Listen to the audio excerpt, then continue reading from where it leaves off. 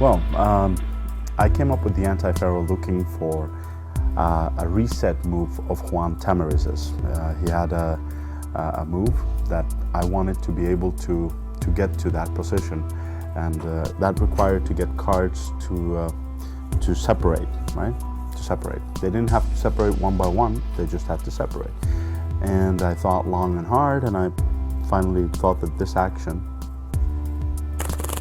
would do that. And I wasn't looking for a perfect one. But after using it for a few months, I realized, hey, I'm getting actually half of the deck going one by one by one by one in the middle. And I thought, wow, that's amazing.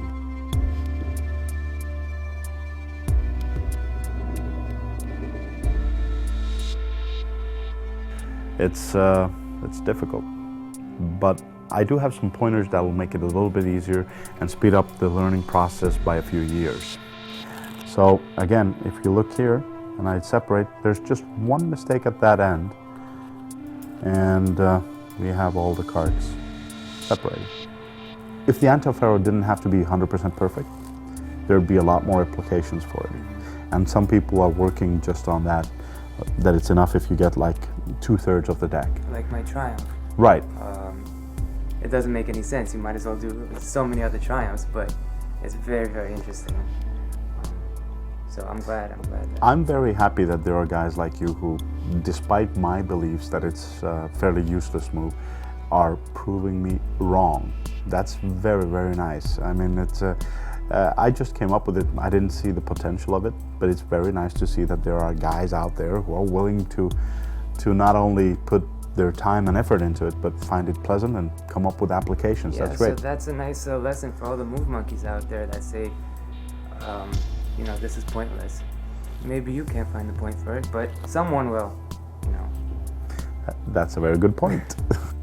I decided to actually come up with some tricks that didn't require you to do a perfect anti-Faro, but use the anti-Faro almost as a part of the effect. So the idea of being able to unshuffle cards with this type of technique. It's a trick that actually works with the anti-Faro. Very good fall.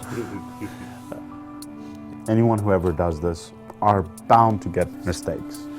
Even if you found the most perfect deck, you're bound to make a mistake or two.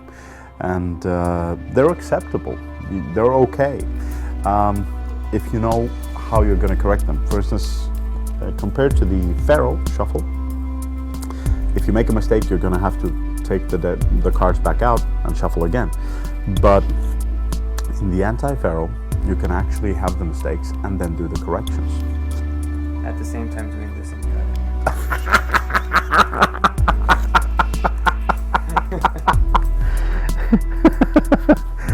Oh my God. So yeah, so one thing that I would want to, from just learning from doing it, is that I never knew how to fix the mistakes, right, until I met you.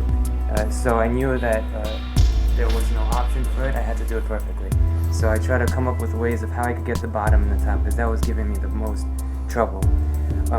So for the bottom one, I think what helps me, and you know, it's a very knacky move, so to each his own, I guess. But what helped me